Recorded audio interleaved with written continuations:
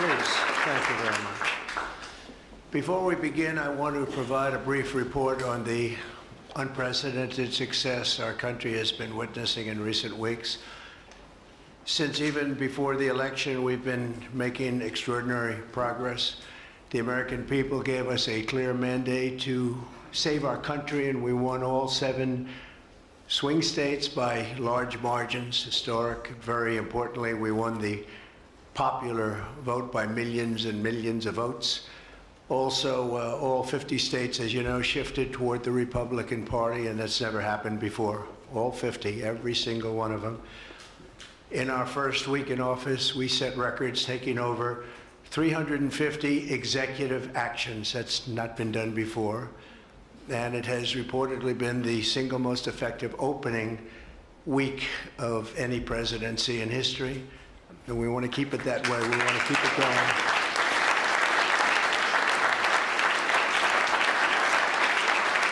We want to keep it going. We've broken from decades of failed Washington policies and restored common sense and sanity to our government. We've unleashed American energy, and we've already achieved record low illegal immigration. As you see, there's nobody trying to get in. And that's what we've been waiting for a long time, and gotten woke ideologies out of our government and out of our military. The water has now begun flowing in California as we continue to increase the flow in coming days. Nobody's seen anything like that, and I've also taken strong action to regain control of the Washington bureaucracy. Just for clarification purposes, because it was incorrectly reported yesterday, we have informed the federal workforce, which they've looked to do for many years, that if they're working for the federal government, they must show up to the office on time and on schedule. We don't want them.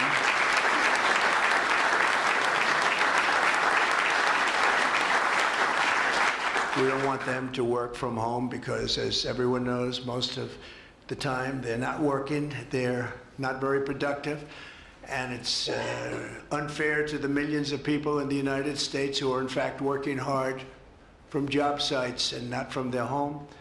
As federal employees, they must meet a high standard. They're representing our government, they're representing our country.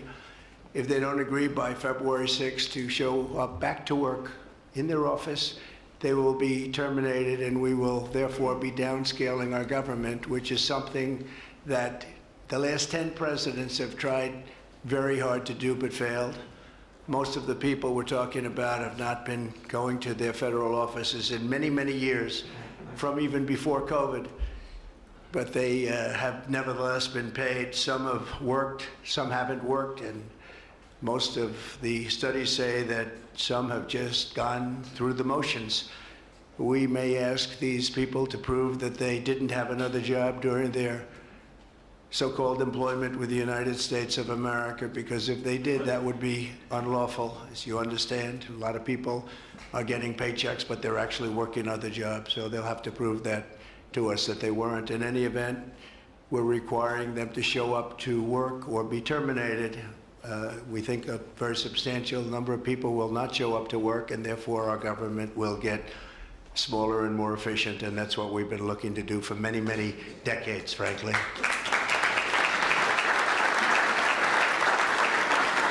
Thank you. In addition, there was a short-term pause or funding freeze on certain discretionary spending payments, such as government grants, only for us to quickly look at the scams, dishonesty, waste, and abuse that's taken place in our government for too long. As was explicitly stated, this in no way affected Social Security, Medicare, Medicaid, or other entitlements that Americans depend on. I've made abundantly clear from the very first day that I ran from office. That was a long time ago now. That's 2015. If you think about it, I announced in 2015, and we won in 2016. We did very well in 2020, but we did really well just recently. And I'm restating right now to correct any confusion that the media has purposely and somehow, for whatever reason, created Social Security, Medicare, Medicaid have not been affected by any action we're taking in any way, shape, or form. We are merely looking at parts of the big bureaucracy where there has been tremendous waste and fraud and abuse. In that process, we identified and stopped $50 million being sent to Gaza to buy condoms for Hamas. 50 million. And you know what's happened to them? They've used them as a method of making bombs. How about that? We stopped an attempt to make an illicit payment for illegal alien resettlement.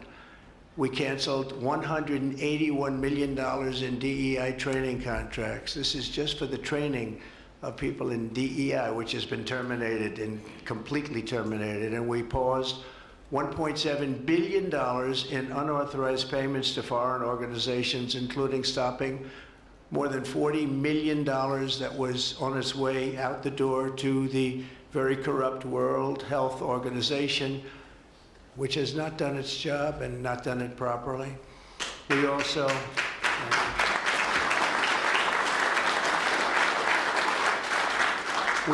blocked $45 million for diversity scholarships in Burma.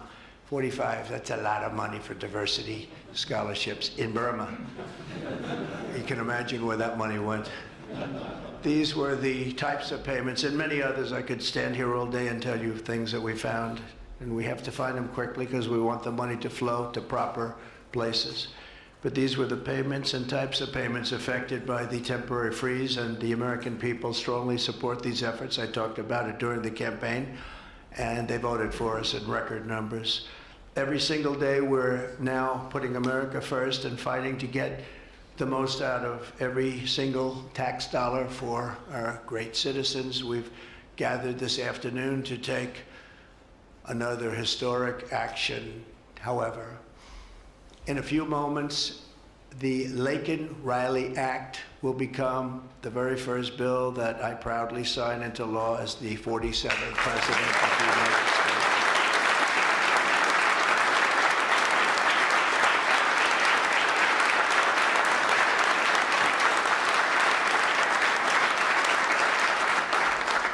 Laken was a brilliant and beautiful 22-year-old nursing student from Georgia, the best in her class. She was always the best. They would say, Laken, how do you do this? And what do you do? They were always asking her questions. She was respected by everybody, even her teachers. They respected her so much. From the time she was in first grade, Laken knew she wanted to spend her time caring for others. That's what she did. To her friends and classmates, she was a light of warmth and kindness in every single room. To her parents and family, she was everything in the world. They've had a miserable period of time. Just after 9 a.m. last February 22nd, Laken went out for a jog on the campus of the University of Georgia, but she was just never returned. She never came back, did she, huh? Parents are here, sister, all of her relatives. While on her run, Laken was attacked, viciously assaulted, beaten, brutalized, and murdered by an illegal alien gang member who was set loose into our country by the last administration. We are deeply honored to be joined today by Laken's parents, Allison and John, and her sister, Lauren. Thank you very much. Thank you.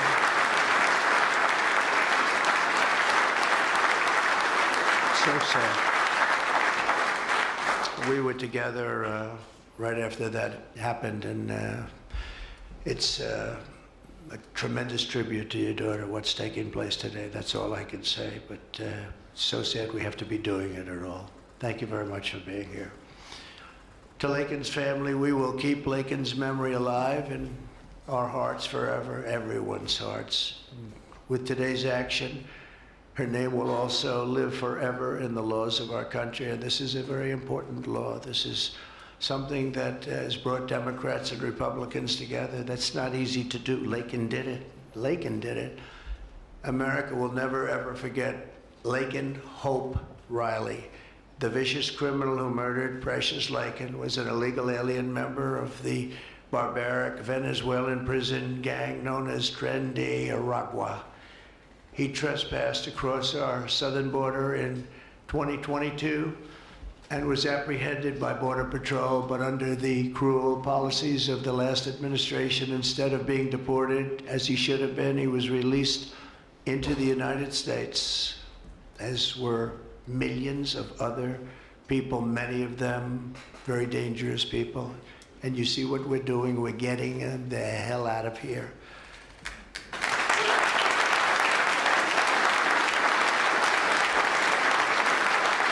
He was soon arrested again in New York City on charges of endangering a child, but because of New York City's deadly sanctuary policies, as we have in California and many other places, which we're going to end them, he was released again to reoffend. The Biden administration then provided this illegal alien criminal with a free, taxpayer-funded flight from New York to Georgia, where he was arrested yet again, constantly, this time for stealing from a Walmart along with his gang member brother, who was a bad one. Only after being released a third time by the U.S. law enforcement did this cold-blooded criminal go out in that fateful morning hunting for women on whom to prey. That's what he did. He hunted. It was like a hunter. And we're going to show him who the hunter is. This horrific atrocity should never have been allowed to happen.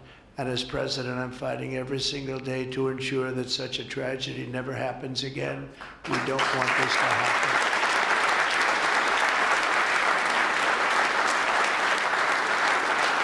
And under the law, thank you.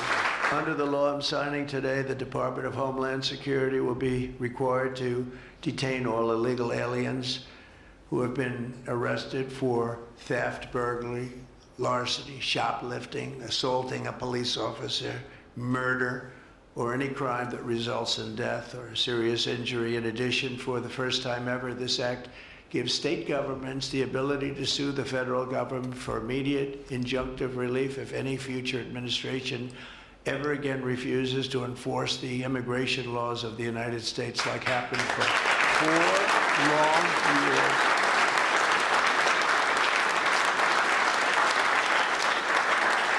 And that was happening for 4 long years, frightful years. Amazing. You'd say, how can people do this? How can they allow this to happen? How can they allow criminals to pour into our country and then try and defend it? And they're still trying to defend it, but they can't. That's why I'm here instead of somebody else, actually. It's the biggest reason. I believe it's the single biggest reason. Inflation was horrible. Many things were horrible during that administration. When you look at what took place in Afghanistan, the way they got out, not that they got out, but the way, so many things were horrible. But to me, this was the worst of all. It's a landmark law that we're doing today. It's going to save countless innocent American lives. I want to thank every House Republican, every Senate Republican, as well as the 12 Senate Democrats and the 48 House Democrats who voted to pass this vitally important bill, and many of them are with us today, and I really do appreciate it. And I very much especially appreciate the bipartisan support. The Democrats, really a big percentage of them came through, and plenty of them wanted to. They probably felt they couldn't, but they really wanted to. That they don't understand that would have made them a lot more popular, would have made them a lot better with their people.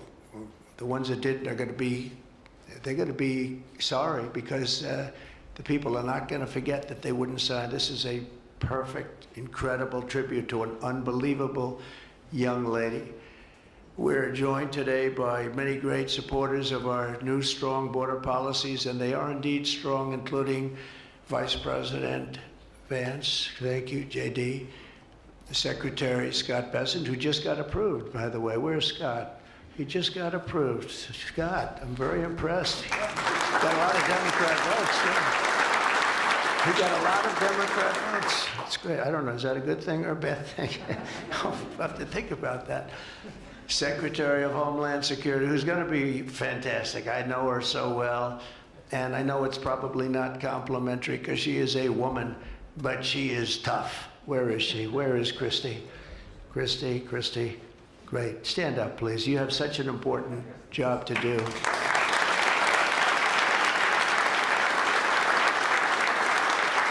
Really great. Thank you very much. And don't let that look fool you. That look is She's tough, and she cannot stand that she's having to sit here and even listen to this today. Another one who's done a job like nobody that I've seen in a long time, Tom Homan. He's my friend, but he is something special. He's something special. Yeah. And Tom and Christy, the numbers are unbelievable. What's happened? It's like just shut down. Nobody thought that was even possible. It's just shut down. They showed an area that a year ago had thousands and thousands of people rushing into our country. And today there was nobody there. It was like a beautiful sight. And also Senate Majority Whip John Barrasso. Great guy. Great guy. Thank you, John. And I also want to thank the bill sponsors, Senator Katie Britt. Katie, thank you, Katie. And Congressman Mike Collins. And Mike, you were fantastic from Georgia. He took this, he loves his state, and he took this very personally. So it's, thank you very much, Mike.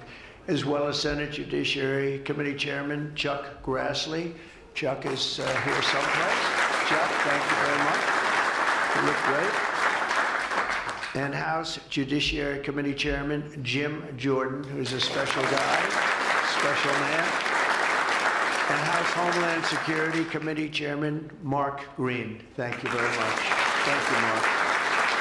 And we have many other congressmen and senators, but I'm not going to introduce because this is about your daughter.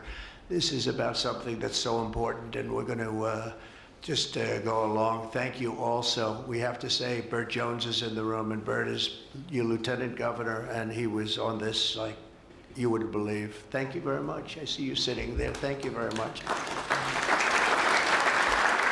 So we have state, local officials, we have law enforcement organizations, we have everybody. Most of them are in the room or represented in the room, and they're incredible people, and I've never seen them come together like they have for this. I've done many of these, not of this kind, but different bills, different passages having to do with many different things, from homeland security to inner security to taxes to 50 different items. I've never seen such support as you have today and as your great daughter has today. So I've never seen anything like it. And we have to thank your daughter for that, because she's going to save a lot of lives. She's going to be responsible for saving a lot of lives.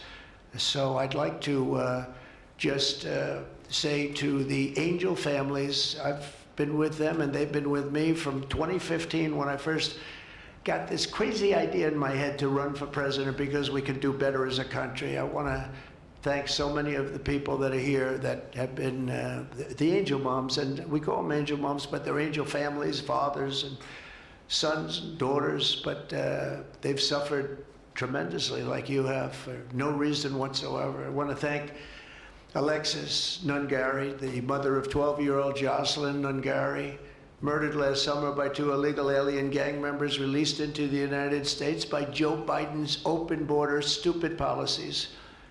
And thank you very much, Alexis. I want to thank you very much. We had an amazing trip, and it was really special to meet you and your family. Appreciate it very much. So sad we have to be here, frankly. And Jocelyn, as you know, is in our hearts, as she was then. It was an amazing day we had, a great day. But it was a day of celebration of somebody that unfortunately won't be with us. But she is with us now, you know that. Here also is Patty Morin, the mother of Rachel Morin, killed 2 years ago by an illegal alien who was let into our country by the last administration's ridiculous, weak policies. Open border, can you imagine? When I heard open border, I said, oh, that's terrible. They're going to release their prisons all over the world. They're going to release their prisons into our country. That's exactly what happened. Patty is joined by Rachel's brother, Michael, Rachel's daughter, Clementine, and sister-in-law, Shannon. Thank you all for being here. We appreciate it very much. Thank you very much. Thank you. With us as well is the loving family of Kayla Hamilton, a 20-year-old girl murdered in July 2022 by the MS-13 illegal alien gang member who is violent, vicious, and they knew it, and they didn't do anything about it. And I want to thank you to Kayla's mother, Tammy, and her grandmother, Kathy, and her stepfather, Jeremiah, very much. And finally, I want to thank others who have also suffered this horrible scourge that goes on with young people being killed, and other people too, but young people, largely young people being killed. Thank you to Scott Root, the father of Sarah Root, killed at 21 years of age. Think of that, 21, by an illegal alien, shouldn't have been in our country, would have never been in our country if we were here. What a sad thing. To each of these angel families, we love you and we stand in awe of your courage and your strength. It's the toughest thing anybody has to go through.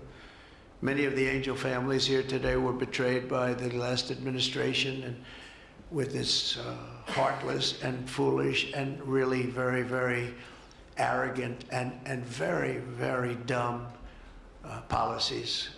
Policies that aren't even believable when you talk about common sense. I say we're the party of common sense, but the Democrats also, they have plenty of common sense, and that's why so many are here today and so many supported what we're doing. The very government that was supposed to protect their daughters instead opened our borders and transported the world's most dangerous criminals straight into their communities.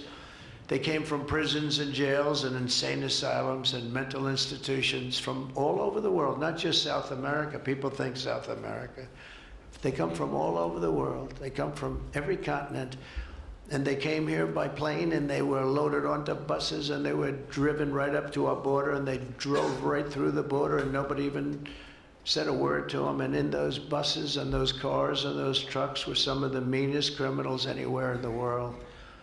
As of last September, 425,000 illegal alien criminals were roaming free, including 13,099 convicted illegal alien murderers, of which about almost 50% killed more than one person, and they were roaming all over the country in our farms, in our cities. Under the Trump administration, we're moving with urgency and speed to get these vicious and violent criminals the hell out of our country and to restore law and order to our suburbs, our cities, and our towns. And we're going to do it with Tom and with Christy and with all of the people that are working so hard on this. This week, compared to a comparable time a year ago, think of this, the number of illegal border crossers has already fallen by more than 100%. And because the election was coming, they started getting a little bit tougher on the border. They tried to follow our policies, and they did much better, but it still was horrible. The numbers were still horrible, so that's 100% over those. They only did it because of the election, so they knew what they were doing was wrong. And those who do cross the border, and you're seeing that every time, all you have to do is turn on your television set or pick up a newspaper, read any form of new media, because we have a lot of new media today, fortunately, that's letting the word get out. But they're watching these people be captured and removed from our country. ICE arrests have risen by 15 times in just a short period. And over the past 8 days, the heroes of ICE and Border Patrol, we can never forget Border Patrol. Those people, I've gotten to know so many of them. Our border czar, as you remember, never went to the border and never made a phone call. She was the border czar. She never made one phone call. They went to the heads of border. They went to the heads of ICE. Did you ever get a call? No. And she admitted she never made one call, but she was the border czar. And that's exactly what our border was all about. The heroes of ICE have arrested thousands and thousands of illegal alien criminals, including hundreds of gang members, traffickers, child predators, terrorists, and murderers. For the first time in history, we're loading dangerous and illegal aliens into military aircraft and flying them back to the places from which they came. You probably read about Colombia 2 days ago. They said, no, we're not taking them. I said, we're going to take them. You're going to take them. You're going to like it, too. You're going to take them.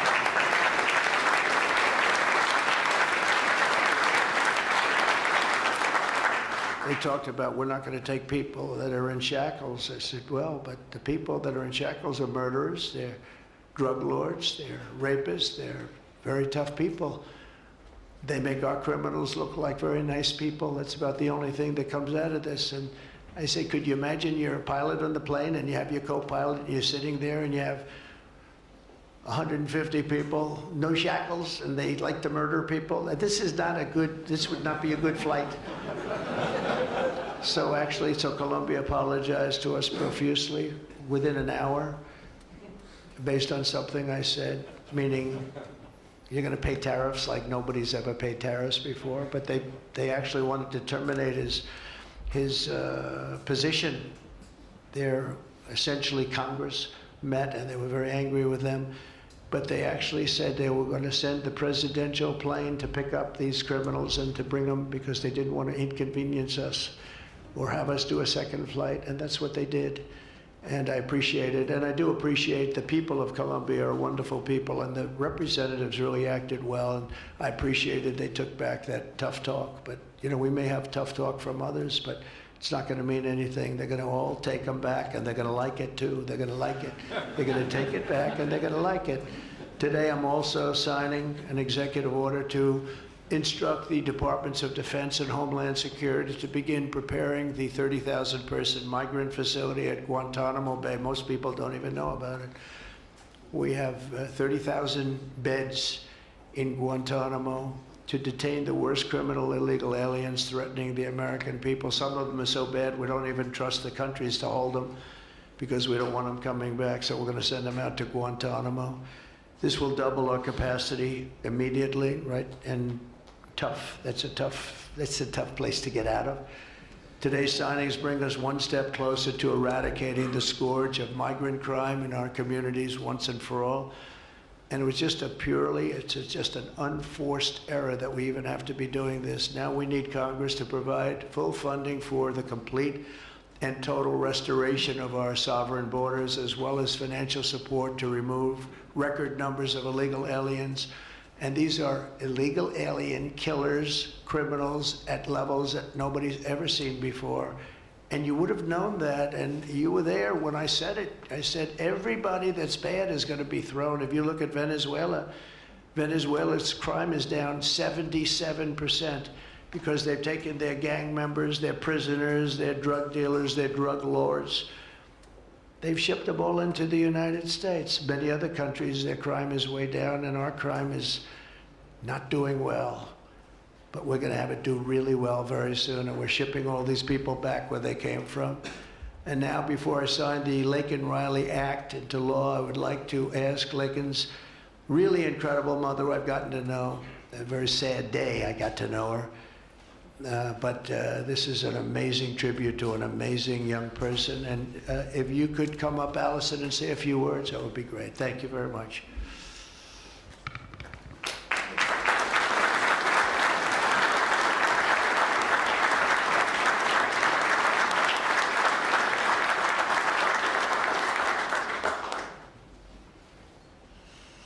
Thank you.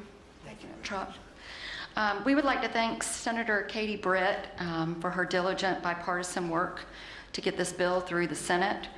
We'd also like to thank Congressman Mike Collins for his unwavering passion and for leading on the Laken Riley Act from the start. Our family will forever be grateful for the prayers of the people across our nation and for helping to get this legislation into law. We also want to thank President Trump for the promises he made to us. He said he would secure our borders and that he would never forget about Laken. And he hasn't. He's a man of his word. We trust that he will fight for the American people. Most importantly, I want to thank our Lord and Savior, Jesus Christ, because without his sacrifices, Laken's story would have ended on that horrific day that she was taken from us. But because of him, we can continue living knowing that we will see Laken again. There's no amount of change that will ever bring back our precious Laken. Our hope moving forward is that her life saves lives. We're so thankful that her passion for helping others and her legacy for doing good in the name of Jesus Christ will carry on. Thank you.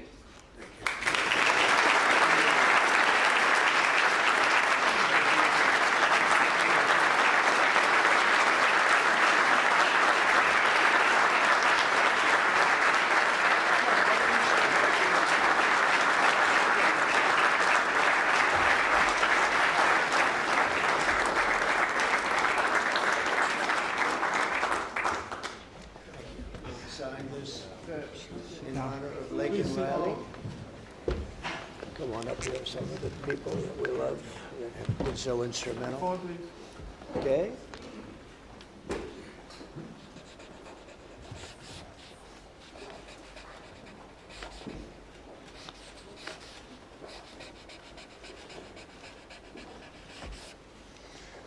Okay.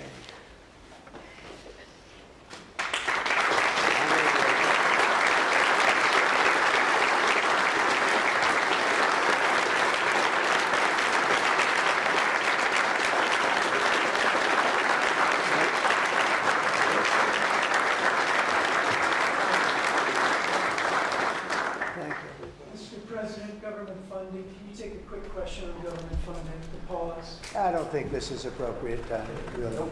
I respect that, but I don't think it's appropriate. I can just tell you, government is doing very well, and we're cutting way back, but this is not the appropriate time. Thank you.